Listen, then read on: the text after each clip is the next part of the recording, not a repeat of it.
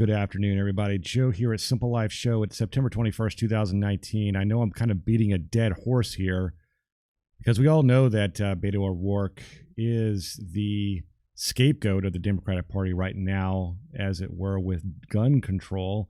A lot of people kind of cheered when he said, the hell yes, we're taking your guns, your AR-15s and AK-47s and so forth. Everyone cheered, of course, in kind of horde-like fashion because, you know, we always blame the gun. We always blame the tool. We don't blame the person behind the gun or the tool.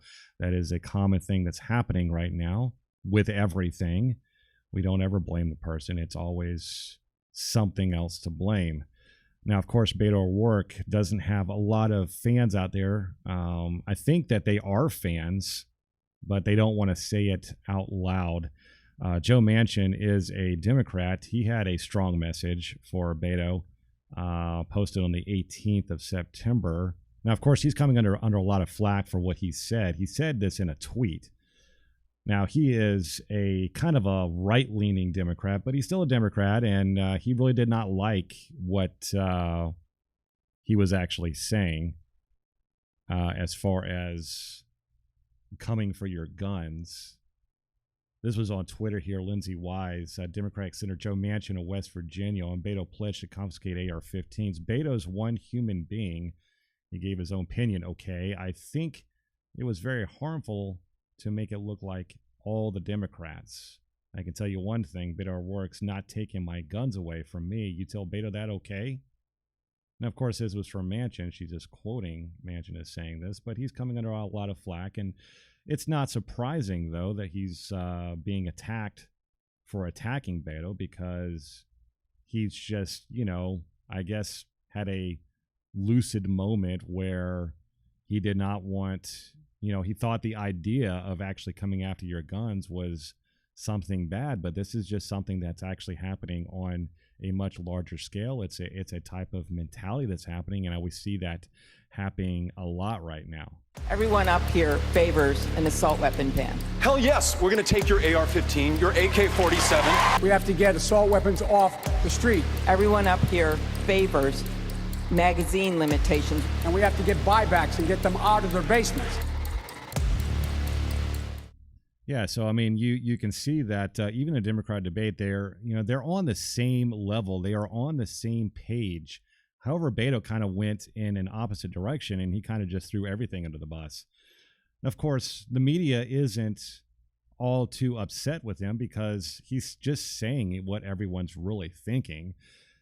As we see here in Salon here, Beto has run out of F's to give, and we're here for it. Of course they are. Salon, Vanity Fair, all of the mainstream media outlets, that's exactly what they want. They want the government to take control. They want the government to take control of almost everything because that is what's good for this country, is for the government to kind of control everything, and that way we can be safe. We can be safe from the bad black assault weapons out there. Now, as far as the other people in Congress, like Chuck Schumer and Nancy Pelosi, we all know that they are kind of hiding behind the whole thing with Beto O'Rourke because they're in talks with Trump, with trying to get common sense regulations passed. Now, I don't have any problem with common sense regulations. Of course, I would have to read whatever it is they're talking about.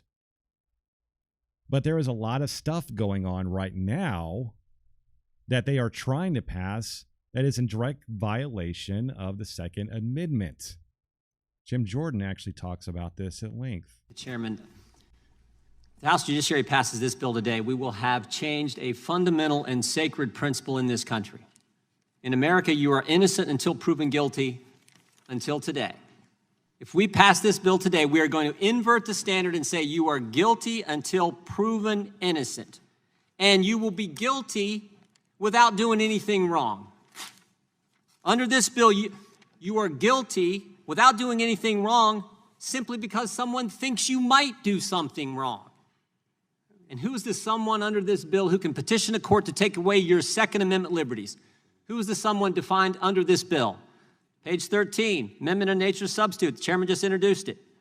Top of page 13, it says family or household member. Go down to subsection D. Who's a household member? an individual who resides or who has resided with the respondent during the past year. A roommate who hung out with you for 1 month last year can go petition a court to take away your Second Amendment liberties. Some roommate maybe didn't like you.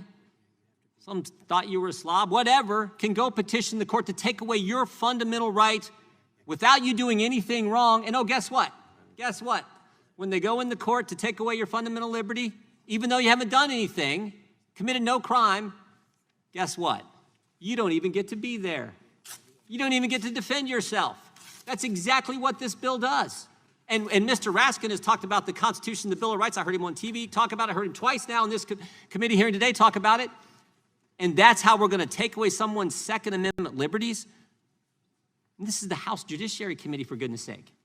What other constitutional right can you lose without doing anything wrong and without your knowledge and then have to go petition a court to get it back? Tell me what that is. I'm happy to answer that happens. Tell me when that happens. This bill is so wrong on so many levels. It violates fundamental Second Amendment rights. It violates property rights. It violates due process rights. And yet today, the House Judiciary Committee, with the storied history this committee has in defending the Bill of Rights, is going to pass this legislation. I mean, this is scary. This is a scary road to start heading down. Yeah, and it's really scary. I mean, if you really think about it, every type of change that happens in a country that's heading in the wrong direction happens in very small steps. You've seen this in all types of different regime changes throughout history. You've seen that in the collapse of civilizations and different types of power structures throughout history. It hasn't all come at once. And this is what I'm really trying to get across to you right now. That before, when the whole topic of taking away your guns and we're going to come get them, people were laughed at. They were called conspiracy theorists. And now, of course, Beto has come out and, you know, regardless of if Nancy Pelosi or Chuck Schumer really agrees with Beto, I think at the heart of everything that what he is saying is it really strikes at the heart of the difference between the left and the right parties. The Progressive Party wants to take control. They want the government to be at the center of everything. They want a bloated government. They want to tell you what to do with your life. Now, if you live in this country, then there's one central thing that you really need to understand. You need to understand that this country is based on personal liberty and personal property. What they are proposing, and a lot of different things that they're proposing when it comes to, even some of the common sense gun control, and what Jim Jordan was actually talking about was he was talking about the red flag laws. And I think that even Trump is supporting of these things. Now, on its head, when you really think about it, oh, well, if someone is displaying mental illness or something like that, then that means that we should take away their guns. Well, hold up, because what he was just talking about is stuff that's actually in that bill that it doesn't really matter who this person is, how well you know them. You could get reported and you could have your guns taken away, and then you have to go to court to try to get your rights back, your Second Amendment rights, when you haven't broken any laws. We have in this country a presumption of innocence. And yes, every single right out there is not very, it is sometimes a hard thing, and it's a hard pill to swallow, that we have these rights, because sometimes they can get in the way. But that's why we have those rights. And we have to understand, and we have to continuously remind ourselves that we have these rights simply because we do not want to get into another situation where the government can take all of our freedoms and rights away from us, where tyranny controls everything and where tyranny rules today. That is what we are trying to avoid as a nation. Now, if you're a true patriot, you'll understand this. If you're a a part of the horde that wants a socialist type of system where the government controls everything, that you might not understand personal freedoms and personal rights and the ability to keep your property when you haven't broken any law. Now, there's plenty of laws on the books right now that if you are mentally ill, if you have broke the law, or if you're a felon or criminal or anything like that. Now, we can't even call people felons right now because that's just too mean. But the problem is that when you go down a road where when things aren't just cut and dry when it comes to your rights, then they can be eviscerated really quickly, right from underneath you. And that is what we have to keep a close eye on that. And we can't take anyone on their word. Now, this all really goes back, and I'm actually going to play another clip here from Beto here, not 24 hours ago, where he talks about this, and I'm going to kind of comment on where this ties in as far as the legality of everything. Thank you, Chris, for having me on. All right, so let's state the proposition. Are you, in fact, in favor of gun confiscation?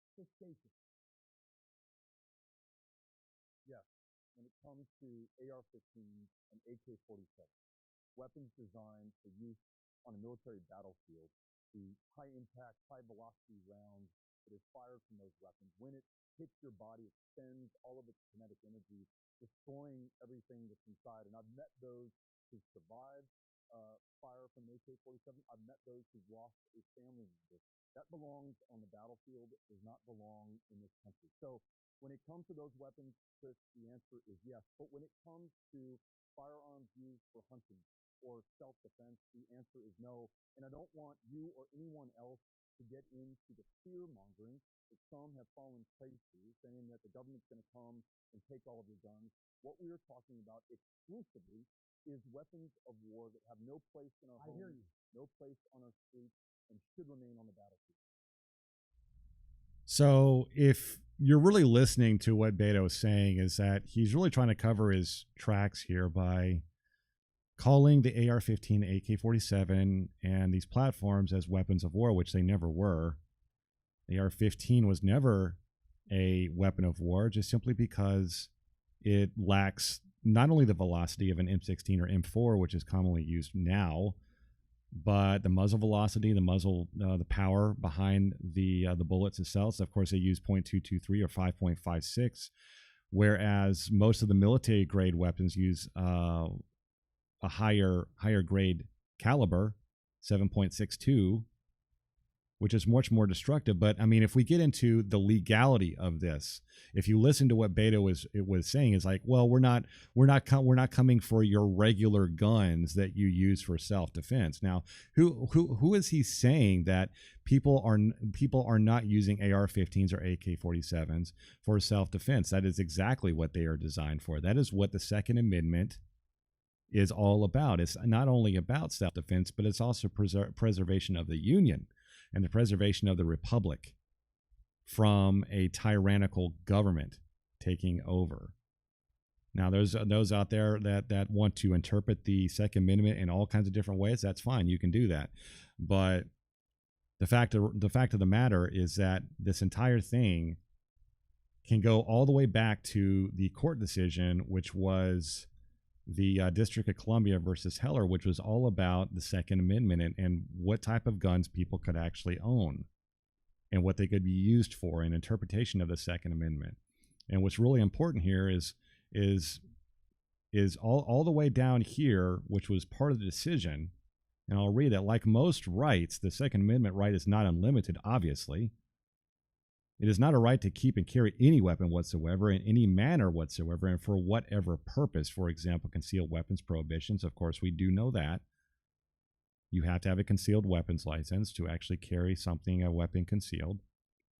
That had been upheld under the amendment for state analogs. The court's opinion should not be taken to cast doubt on long-standing prohibitions on the possession of firearms by felons and the mentally ill, like we had discussed earlier, or laws forbidding the carrying of firearms in sensitive places such as schools and government buildings. These are common sense regulations. We all know this. Or laws imposing conditions and qualifications on commercial sale of arms. Miller's, this is the important part here, Miller's holding that the sorts of weapons protected are those in common use at the time. Find support in the historical tradition of prohibiting the carrying of dangerous or unusual weapons. Now, dangerous, unusual weapons would be like tanks, RPGs, stuff like that. You're not going to be using that for either hunting or self-defense, really, unless you're Rambo. So what this is really saying, that weapons in common use at the time. So what is the most commonly held weapon right now? The AR-15. There's probably 20 or more million of AR-15s out there. Now, their idea of buying that back or confiscating them is it's doomed from the start. It would never work. Just in theory, just trying to confiscate that many guns, whether you're buying them back or not. I'm sure that the people out there that would want to go, or let's just not say want to, or been instructed to go get those guns, they would probably not want to do so, because people who have AR-15s are passionate about their guns. I mean, anybody that has any gun, they have those guns for a very specific reason. Now, there is an argument. Now, he goes further that those weapons are weapons of war. Number one, we've already covered that. The AR-15 is not a weapon of war. It's not the platform for a weapon of war. The M4 is the tactical weapon that is used in war. It used to be the M16. The M16 is still better than the AR-15. It's just black and it looks scary, and we all know that's the common type of argument that is used for these types of weapons. What is not actually talked about as much, now mass shootings are talked about as much, but what is not talked about as much is the fact that the type of weapons that are actually used in mass shootings, we all know this, are not rifles. We know that the amount of murders, whether they're mass shootings or not, are because of handguns. The number of weapons used between rifles and handguns it's almost 3 to 1. So based on Beto's logic, handguns should be confiscated as well. I mean, I just don't understand this type of mentality, this type of logic that's coming from the left. They are taking these types of things in other types of episodes that I have done. We have talked about climate change and how hurricanes, of course, those are tragic things too. And then we want to start taking away people's rights and telling them how to live their lives because a hurricane hit, because of climate change, because we're all, feeding that monster of climate change. But we have discussed this, and it's the same thing when it comes to these mass shootings. Of course, now mass shooters are not forces of nature. But we have to understand that evil exists in this world, that people do evil things. People have evil in their heart, and they want to go out there and they kill. Now, let's just say that we confiscated all the AR-15s and the AK-47s, as if that was something that could actually be done. But let's just say in magical fairyland that we actually did that. What do you think would happen? It's the same thing that happened. That's happening in other countries in Europe and in Australia and other countries that have really, really tight gun regulations. There's a lot of stabbings. There's a lot of attacks with other types of weapons as well. So, I mean, what are we going to do? We're just going to start banning everything now because people are evil? We can't legislate morality, people, okay? And the fact of the matter is that AR-15s are one of the most common weapons in this country, and they are protected by the Supreme Court ruling that was handed down decades ago. So this whole argument is and will always be a bunk argument. I don't care how many mass shootings there are. Now, I hate it when mass shootings happen. We live in a violent world. People should be armed. You should be protecting yourself. I wish that guns were never invented. I wish that we didn't need them. But we do. We live in a reality where evil exists and guns are always going to be here. So we can't play this game of let's just start taking away stuff because we feel that based on not really any real information at all that you think that it's going to do something, but it's not. It's not, because there's always going to be a black market for guns, just like there's a black market for vaping and all that other type of stuff. It's just, it opens up another Pandora's box, and things just get worse. So common sense regulations already exist right now. That's the thing. Any other types of regulations beyond just confiscating all guns, which we know would not work, or they would not be able to stop these types of shootings from happening, because the majority of these types of shootings happen from people who do not have previous encounters with the law. They're not criminals. They just snap. And that's something that no one really talks about, is the common demographic of the demographic and the psychological profile of the people that go on mass shooting rampages. These are people that are normally quiet. They stay out of the limelight the majority of their lives, and then they just snap. Something happens, and they get a gun and they decide to do something. There is no law on the books that would stop that. The only thing that we can do is to prepare for those types of things so we can stop them before it becomes a worse situation. We have to understand that evil does exist. These things are going to continue to happen. We're not going to get away from it. We're not going to eradicate evil from the world through legislation. So until next time, this is Joe with Simple Life Show. Remember, simpleliferemedy.org is the website to go to.